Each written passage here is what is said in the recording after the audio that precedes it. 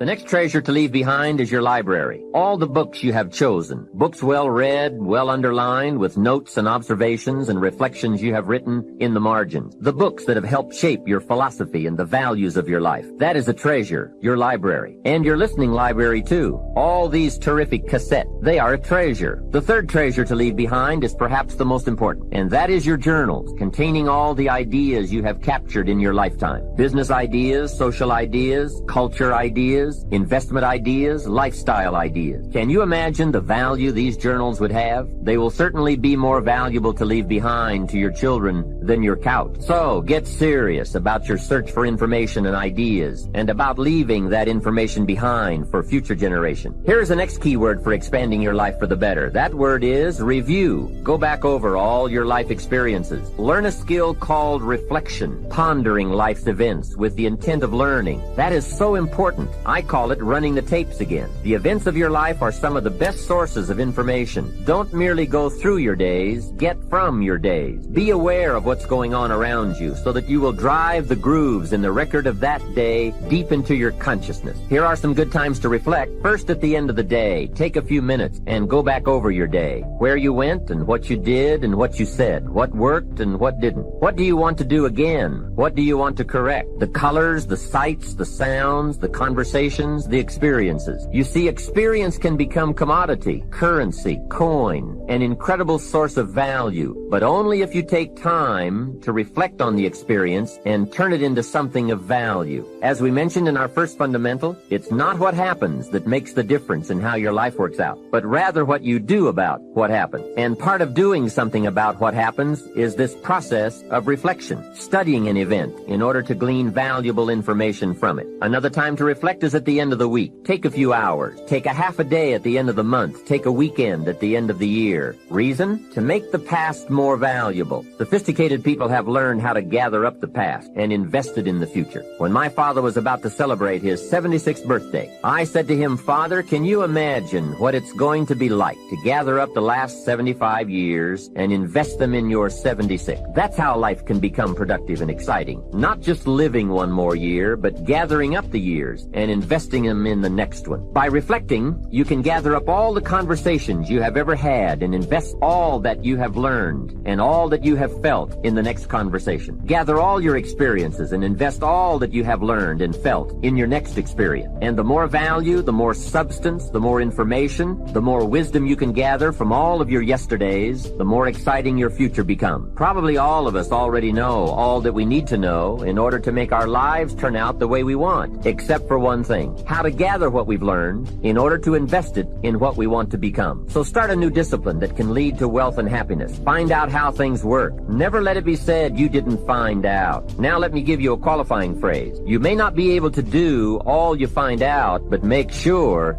you find out all you can do. But when you're on the clock 24/7 and you don't have anybody who says you need to get away, they're not pouring water on your head. Can I go just a little bit deep? Elijah follows Elijah through a lot of stuff, but what he gets from it is he finds purpose. He finds the thing he was created to do. I want to talk to you who are in support ministry. I could do this all day, so I got to hear it. I want to talk to you, those of you who are up under support ministry. If you want to know what you're called to do, you can find what you're called to do by finding what you can't stand, because God will call you to work in the area of your greatest frustration. If you're called to the music ministry, you'll know the calling because you can't stand to hear music out of tune. And why is the music too loud? And this is not up, and the altos are not on key, and da-da-da-da-da-da. Your frustration about it expresses your passion for it. If you can't stand disorder, oh, the bulletins aren't printed correctly, and they didn't do this, and they should have done this, they should have done the other. The thing you can't stand is direction into what you are called to fix, not to complain about. Somebody ought to do something. You are the somebody they're waiting on. The reason you can't stand it is because you're called to fix it. We don't need complaints, we need solutions. You're passionate about it because you care about it. People who aren't called to music, we don't care how you sing or can't sing. It don't make no difference. Just do it and get on out the way. People who are called to it, they really care about it. The background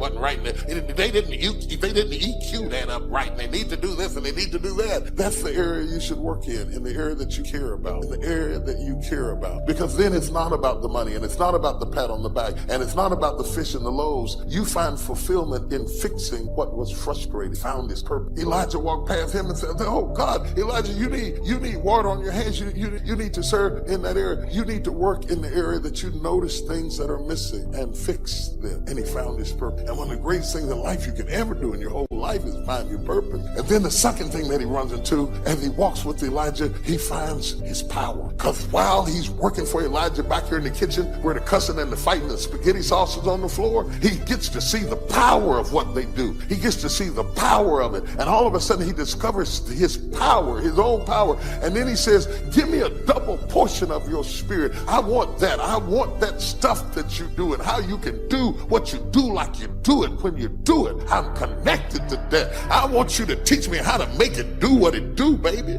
But I was really listening to this young man. I met him backstage taking pictures. I didn't know he was what he was, but his story, how he used to, I was riding with the CEO, Chris, from the airport. He was telling me this guy used to walk to work every day, and he made it. Now he's a top team leader. So I can relate to Ween. I'm sorry, I didn't know him. I can relate to him. I've been at every level. He said something back there. He said, I come from comfortable beginnings. And I stopped because I was backstage pacing. And I heard on the screen, I come from comfortable beginnings. And I stopped because who in here black come from comfortable beginnings? I don't come comfortable. I come from the dirt. I come out of nothing. You looking at me today with all that I've accomplished because of faith. Now, when I talk to you today, I'm going to sprinkle faith in here because I can't talk to you about success without telling you about faith. You think, look here now, you think for 1 minute you're going to make it without God, you tripping. You tripping, partner. You done lost your rabbit mind if you think that you're going to make it without God. Now, you can try it, you ain't going to make it. So when he said he comes from comfortable beginning, I'm here to tell you mine was a bit different. My father was a coal miner. My father made $5 a day with 5 kids. I'm the youngest of 5. I got 2 older brothers. Well, I had 2 older brothers. My oldest brother passed. I got 2 older sisters. My youngest brother had a birthday October 1st. My youngest brother, 73 years old. I'm the baby of the family. But I'm ballin'. Jack Bogle, been in the business 63 years, showed up for 45 minutes, 4 hours later left his office. And afterwards he wrote a quote for it and he said it was the most probing, most intense interview you had in 63 years. Provocative and probing is what he said. Now that says to me a pretty cool thing. That means I engaged him better than anyone in 63 years and got those answers, according to him, not according to me. Pretty cool. I went to a guy named Ray Dalio. How many of you know who Ray Dalio is in this room? Look how few people know Ray Dalio. Ray Dalio has been called the Da Vinci of investing. He's been called the Steve Jobs of investing. But most of you never hear of him because you couldn't access him in a million years. But if you're president of the United States, if you're head of the Fed, if you run China, you know who he is. And I'll tell you why. To work with Ray, first of all, for the last 23 years, he's made 21% per year compounded before fees through all those environments. Unbelievable. But here's all it takes to work with Ray. You need a $5 billion net worth and $100 million is the initial investment. And that was 10 years ago. And now he won't take your money no matter how rich you are. You're talking to him and he gets a phone call. It's the Prime Minister of China who wants some coaching. A large hedge fund might be $15 billion. Ray's $160 billion. I got hold of Ray. Part of what happened with Ray was he'd been a fan of mine, it turned out, for about 20 years. But what I did, I spent 15 hours to be ready to engage him. 15 hours of total immersion so I could pitch and catch with him. So I didn't just talk, I could do it back. He wouldn't just throw the ball, I could throw it back to him. And guess what? At the end, he has built something over the years called his all-weather fund, which is designed to make money no matter what market you're in. You don't have to know the markets. He said, what if I die? Someday I will. How will my kids have money? How will my philanthropic areas have money? Here's what I'm going to do. I'm going to figure out why a balanced portfolio doesn't work in 2008 or 2000. And everything we've been taught about finance is wrong. And the Da Vinci of investing figured it out and has done it for himself for a decade and a half. And he tested it back to 1925 and it just makes money in any environment. So now his clients get to do it. Not the 1%, not the 0.0, the 0.001%. So I'm sitting down with Ray and I get him to explain how it works. And at the end, we're engaged 3 hours into it. And he tells me how this works. And I said, this is beautiful, but I'm doing this. So I'm not doing this for money. I'm giving all the money away. I want people to have answers. And you just got done saying the average person going to the wealth manager will never work. They can't possibly do it. They might be sincere. They might even put their money in the same place they put you. But how many many gold medals have they won, he said. Those are the only people that win. There's only a few. It's a giant poker game with a few winners. So you just said they're not going to win with anybody else. So I said, this is worthless without knowing the exact recipe. How much in this, how much in that, how much in this percentage, whether I got $1,000 or 20 million, 200 million. That's Tony, that's my secret sauce. That's what $5 billion and 100 million used to get you. I said, yeah, but you won't take anybody's money then. He said, yeah. And I said, you're giving away half your fortune with 14 billion. You're a giver. Help a guy out. Give me the secret sauce.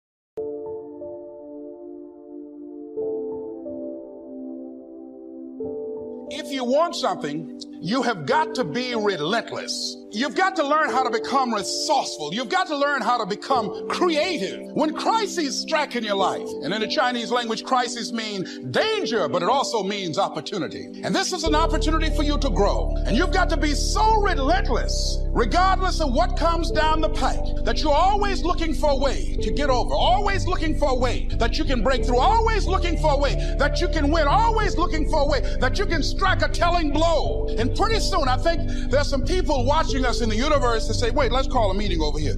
You know that guy Mustafa? Look at him down there. He won't stop. Just that fool don't know he can't get over. Look here. Why don't we do this? Let him go and let's mess with somebody else. Let him go on through.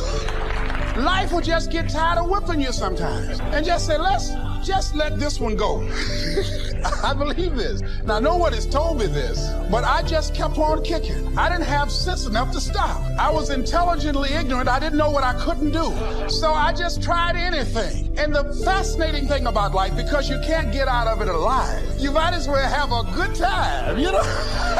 Live your life with passion, with some drive. I was giving a seminar the other day, and I mentioned that I was going to do some training in August with some young teenagers and take about 100 away to a 2 or 3 day camp and wipe them out. Been working on this. So after the speech, one of the parents walked up to me and said, Mr. Brown, I'd like for you to do something for my son. He's not motivated. I said, I wonder why. I wonder what's wrong with him.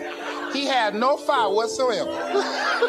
See, what you do speaks so loudly, folk can't hear what you're saying. And so if you don't have any fire, you know, you've got to watch the people, the relationships that you develop. Have people of kindred mindsets. If you're around folk who are dead and negative all the time, they will affect you. You want people that are around you that have smiles on their faces, looking good. I was telling a group last week, Abraham Lincoln refused to hire a guy because of his face. They said, but the guy can't help it. He said, anybody over 30 is responsible for their face. If you have some depressing face looking at you every day, it affects your blood pressure. Keep these dead faces away from you. It's contagious. This is serious. So you've got to watch your countenance, watch your face, have an uplifted expression, watch your body posture. All of these things affect you psychically. You've got to be the kind of person that you are fearless. Fearless. Folk leave fearless people alone. There's some people walk through a neighborhood and every dog in the neighborhood would bark at them. But there's some people come through and ain't nobody gonna mess with this.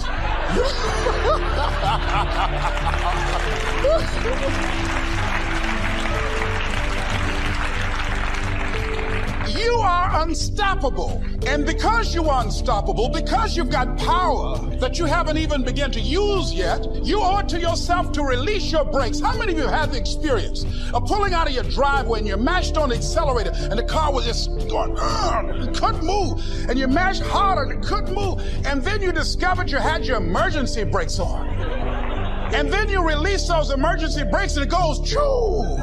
Have you ever had that experience before? Most of us go through life with our brakes on, holding back, not giving all that we have, not sharing all of ourselves. Most of us go to our graves still holding on rather than releasing it. What are some of those things that keep us from releasing it? Because of past experiences, past defeats, past pain. We look back, well, it didn't work out then. It probably won't work out now. Many people get confused their performances with who they are. Here's the next one. Philosophy that helped change my life. It's not what happens that determines your life future. It's not what happens that determines your life future. It's what you do about what happened. All of us are in like a little sailboat, and it's not the blowing of the wind that determines your destination. It's the set of the sail. So jot this phrase down. It's one of the best to understand. Kids need to understand it. The same wind blows on us all. The wind of disaster, the wind of opportunity, the wind of change, the wind when it's upside down, the wind when it's favorable and unfavorable. The same wind blows on us all. The economic wind, the social wind, the political wind. The same wind blows on everybody. The difference in where you arrive in 1 year, 3 years, 5 years, the difference in arrival is not the blowing of the wind, but the set of the sail. And that's what learning is all about, to set a better sail this year than last year. To set a better sail. The first 6 years of my economic life, I wound up broke. Second 6 years, I wound up rich. You say, well, the Democrats must have finally gotten power. No. It was not a political change. Here's what changed the second 6 years of my economic life. It was my philosophy that changed. The set of the sail of better thinking, correcting the errors of the past and picking up new disciplines for the future. That's all I had to do at the end of the first 6. Correct the errors of the past and then pick up some new disciplines for the future. And my total life changed. The second 6 years was totally different than the first 6 of my working life. And guess who can do that? Anybody. Now you can keep on the same path for the next couple of years as you have the past 2. But if you wish to, and maybe everything's okay for you and you don't need to, but if you need to make some changes, I'm telling you, you can start doing it today so that the next 2 years will be drastically different than the last 2. And anybody who wishes to do that can. And you can do it between ages 40 and 43. You can do it between ages 13 and 50. You can do it between ages 60 and 62. Any 2 years, any 5 years that you wish to drastically change from the previous 5, you can do it. If you wish to. Now, this isn't written. This is not a law. Here's what it's called, opportunity. But if you don't know you can change, if you don't know you can drastically change your income, change your future, change your health, change your marriage, change everything. If you don't know that, some people then go year after year after year after year not making much change simply because they didn't get to the class. They never read the book. They never went to the seminar. They never made the discovery. They didn't seek for the knowledge of how could I make my life better. And if you just rock along, I'm telling you it's okay. Anybody can live any way they choose, but I'm here to tell all of you that if you wish to, it's possible to make the next 3 years totally different than the last 3. And all you have to do is just a few things. So if you got that one now, it's not the blowing of the wind that determines your income. It's not the blowing of the wind that determines your fortune. It's the set of the sail. And that's why we gathered here today. Maybe I've got some ideas that'll help you with a couple of little things about setting the sail of your thinking that might drastically give you multiplied more benefit the next 3 years than you've gotten in the last 3. So it's not what happens. What happens to everybody. Chevron years ago brought me in to talk to management. They said, Mr. Rohn, you travel around the world and you're fairly knowledgeable. What do you think the next 10 years are going to be like? I said, gentlemen, I can tell you I do know the right people. So they all leaned forward and listened carefully. And I said, gentlemen, the next 10 years are going to be about like the last 10. The next season after fall is, well, I promise you that's not going to change. After day comes night. I promise you that's not going to change. Here's how the last 6,000 years reads. If you want to make a note of Jim Rohn's vision of history the last 6,000 years, here's how it reads. Opportunity mixed with difficulty. It's going to read like that, looks like, for the next 6,000 years. Opportunity mixed with difficulty. Now, sometimes there seems to be more opportunity than difficulty, and then sometimes there seems to be more difficulty than opportunity, but the mix isn't going to change. After expansion comes recession. But after recession comes expansion. Not to think so, see, is naive. And once you've got just a little of this stuff settled, then you know exactly what to do. You know exactly what to anticipate so you can be ready. Now, here's the next one. Here's what it says. For things to change, you have to change. I was hoping the government would change and taxes would change and economics would change and my boss would change and be more generous. I wished for everything to change. And my teacher said, no, Mr. Rohn, for things to change for you, you have to change. Don't wish it was easier, wish you were better. Once I understood this altered the course of my life. Don't wish it was easier, wish you were better. And here's the big one. Don't wish for less problems, wish for more skills. You don't need less problems. You simply need more skills. Don't wish for less challenge, wish for more wisdom. Accept the challenge, because you can't grow without a challenge. You can't get rich without a challenge. You can't fly without gravity. You have to understand the challenge. But that's the key, is to now develop wisdom to overcome the challenge. Don't wish for less challenge, but more wisdom. And then here's one more philosophy that helped change my life forever. But it's a good thing to keep going all of your life, to be curious about what's happening, curious about human beings, curious about the setup, curious about human behavior, be curious about yourself, be curious about government, politics, society, banking, money, Army, Navy, taxes, what makes things work, what makes a city work, what makes a government work. I remember years ago someone mentioned Russia might conquer China. I said, if you conquer China, what the heck would you do with it? Trying to comprehend how the world works, trying to comprehend how... I remember going to Manhattan for the first time. I was so awestruck. This huge city, and one thing came to my mind was, how does this city work? How does everything get in? How does everything get out? And how does everybody get fed? And when you have a salad, the lettuce is fresh. And I thought, how does this happen?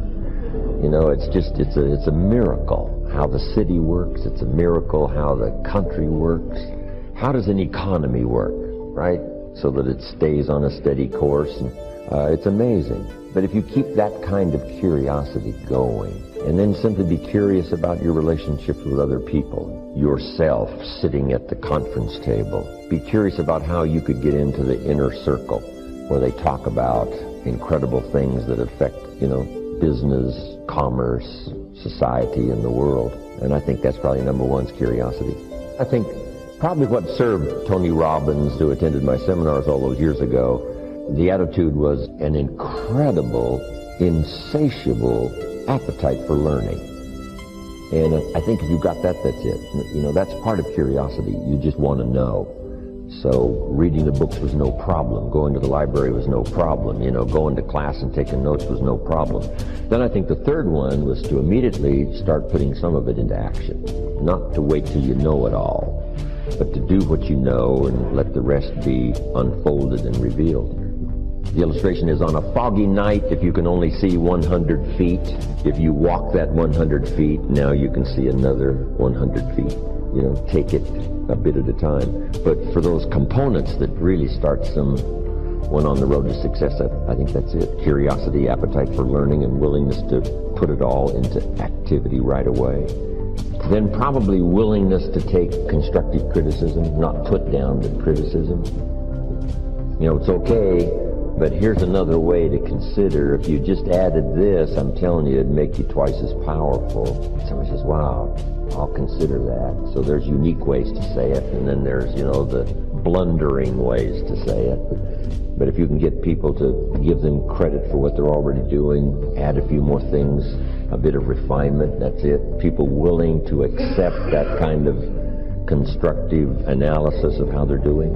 Those are some good components. I asked two good questions I think that are really vital, especially for mature people. Number one, what's got you turned on? Question number two, what's got you turned off? Two excellent questions. Food for thought. Years ago, shortly after I met Earl Schoaf, I finally found out what had me turned off, and I got that cured. And I got enough reasons to get turned on. And from that day until this, no one has ever said to me, when are you going to get going? When are you going to get off the couch? When are you going to get started? I've never heard that since I was 25 years old. Once the fires were lit for me, they've never gone out. I've gone through my challenges from rich to broke and back to rich, and I've been through it all. But I've never had someone say, you got to get up from here and you got to get going. Never. And I don't really know how to teach it, and I really don't know how to explain it. All I know is if it ever happens, it's one of the great experiences of a lifetime. Get enough reasons to turn you on, and then just keep adding some more so that you never lack for emotional or physical vitality and spiritual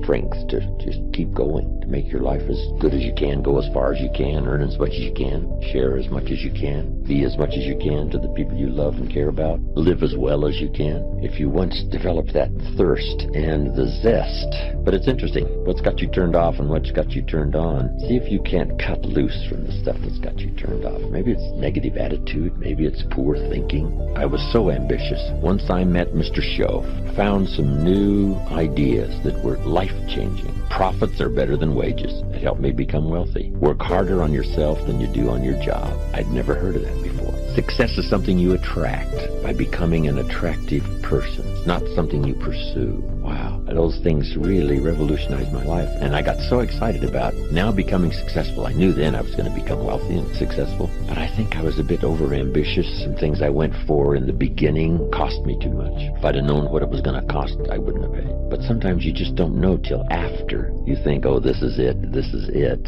Sure enough, when you finally acquire it or reach that position, you look back and say, wow, I spent too much time, too much money. I let go some values that really are important to me that I forgot about or misjudged what it was going to cost. So I think we always have to look into the future and say, what do I want and what's that going to cost? There's two great words of antiquity everybody should learn. Here they are. One's positive and one's negative. And we studied a bit about that yesterday. Positive, negative. Here's the positive word from antiquity. Behold. That's the positive word. Behold the possibilities. Behold the opportunity. Behold the future and give it design. Behold and look at the chances you've got. Behold, spring has come. Behold, the day has arrived and the sun is shining and the shadows are fleeing away. Behold, the next person you can meet might be your friend for life. Behold, the next person might be a colleague forever. Behold, that's the positive word, behold. Now, here's the negative word, beware. And now I want to give you a sentence to jot down that's very valuable. Here's what it is. Beware of what you become in pursuit of what you want. Beware. All of our lives, we have to deal with behold and beware. When a kid goes to school, it's behold the opportunity and beware the danger. Behold and beware. So beware of what you become, pursuing what you want. Some things I went for in the very beginning cost me too much. I got so obsessed with some things that I found out later the price was too big to pay. If I would have known better, I never would have paid. But sometimes we learn when? After. So don't become so obsessed with something that you lose your sense of reason or it costs you your friend. Don't be so obsessed with something that you compromise your virtues and your values. The story says Judas got the money. You say, well, that's a success story. No. It's true, 30 pieces of silver was a sizable sum of money, but it was not a success story. His name was Judas. Doesn't that ring a bell? It makes all the difference in the world. Judas got the money. Here's something interesting about the story of Judas. After he got the money, he was unhappy. Someone says, well, if you had a fortune in your hand, why would you be unhappy? And here's the key. He was not unhappy with the money. He was unhappy with himself. Here's a key phrase. The greatest source of unhappiness is self-unhappiness.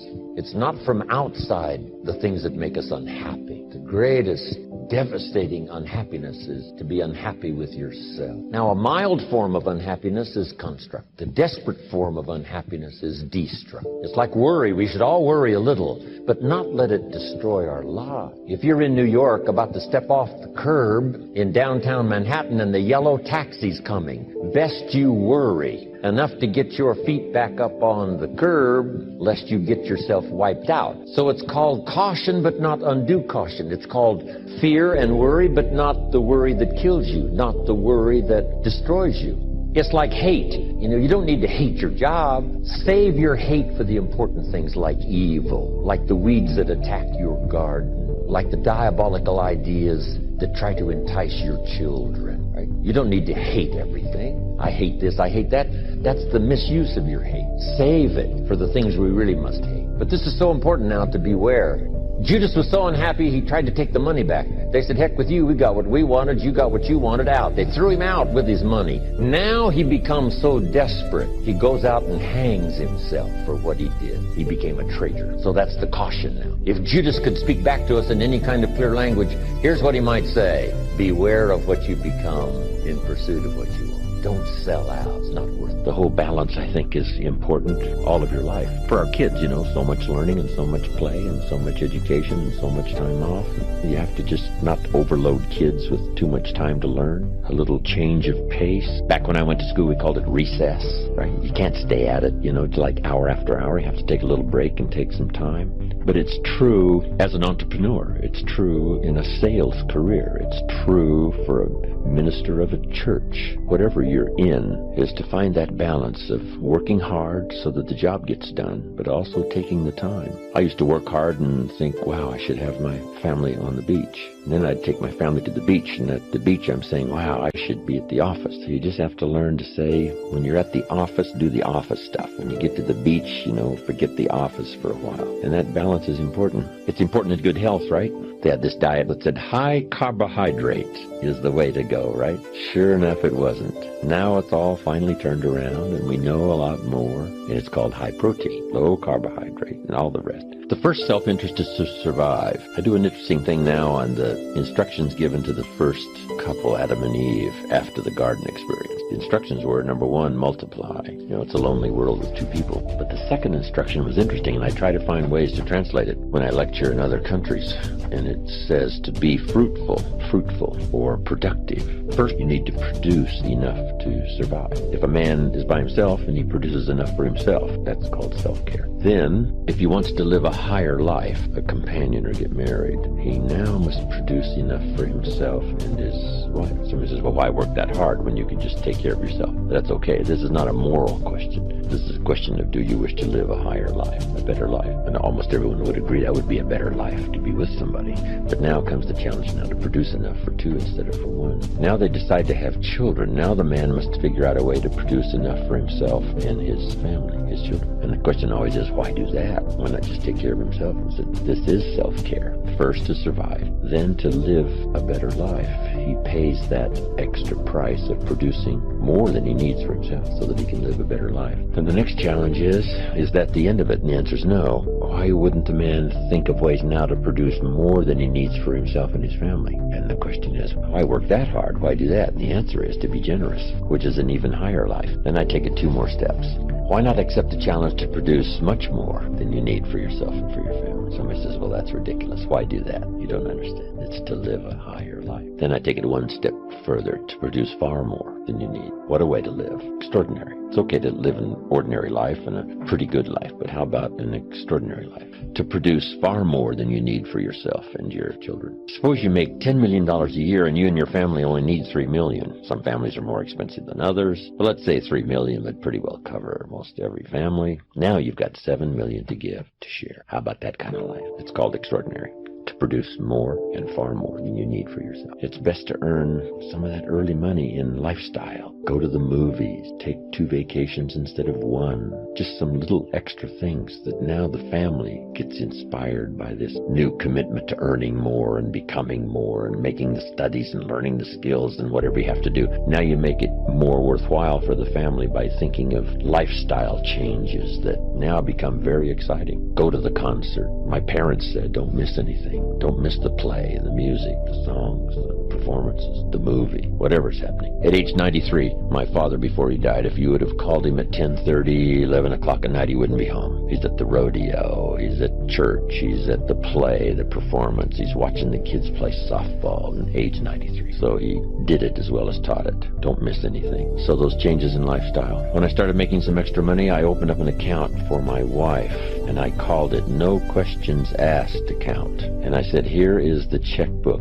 for a new account, and it's called No Questions Asked. I'll just keep putting money in there, and you spend it for whatever you wish. It was life-changing. It wasn't a fortune, but she didn't have to ask anymore for money, because I could sense that it was a little embarrassing at times when she had to ask me for money. I thought, well, that's not good. So the first time I get a chance, here's what I'm going to do. And sure enough, I did it. No Questions Asked account. You can't believe what they did. It was absolutely amazing. Anything you can think of that helps to change lifestyle is called making a living, but also making a life. Lifestyle, social, friendships, church, community, country, all those things that make a composite of our overall life. Start furnishing that with new vigor, vitality, money, whatever it takes to expand your life into what I call the good life, as well as economics. It doesn't take a lot. How much is a movie, right? Even for a person of modest means, $6 or something. Costs $60 million to make it and only costs $6 to see it. Part of it's just simply priority. Less soft drinks,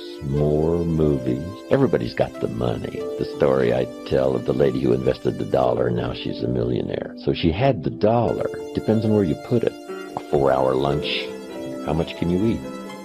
Just a few people. But at the end of 4 hours, you're richer than when you sat down in terms of exchanging ideas, confidences, experiences, plans for the future, accomplishments. It's exciting. Probably nothing more rewarding than conversation. Sometimes you need to be alone. For all of my busy life, from Milan to New York to Paris to Mexico City to the giant cities of the world, I do seek solitude, but only for short periods of time, not long periods of time. But it is important for me to get away, think and ponder and wonder about my life and what's happening, what's going on, where to go from here. But some of the greatest rewards are in personal conversation. I've got some close friends, some mentors that have been around for the last 50 years for me, that a couple of hours of conversation, you've got enough to feast on and live on for a while until you can have the next one. But it's easy to be a little too busy to go to lunch with a close friend and not miss it, or spend an evening with 2 or 3 families and enjoy life. You know, how much is a concert?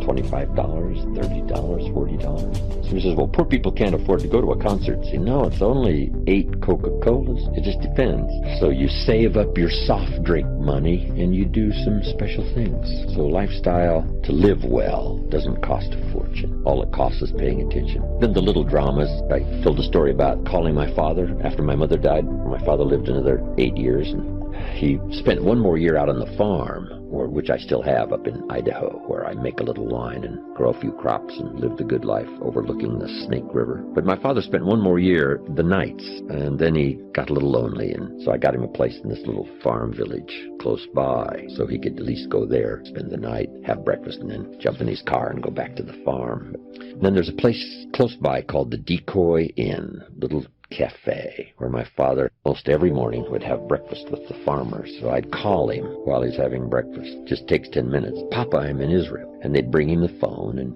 we'd have this conversation. And he'd talk real loud so they could all hear the details. They gave me a reception last night on the rooftop. He'd say, reception on the rooftop, underneath the stars, Pop. He says, underneath the stars. So everybody gets in on this little conversation he's having with me. Now he's got a story to tell for the rest of the day. My son called me from Israel. I know he had to get up in the middle of the night. Makes a much more special day. Only takes 10 minutes. Easy to, easy not to. I'd send him these postcards from around the world, and he'd save them, show them around. When I'd get back, some of them had a little butter and jelly on them, right, where he'd passed them around at breakfast. And then he'd get to retell the story. I was showing these postcards to my friends, and here's what happened, and here's what they said, and it keeps this lively interchange between father and son going. I took him back where he was born in my motorhome one year, Odessa, Washington. Went to the newspaper office, and he went back into the vaults in this little community, and he found some newspapers dated 1903 when my father was born.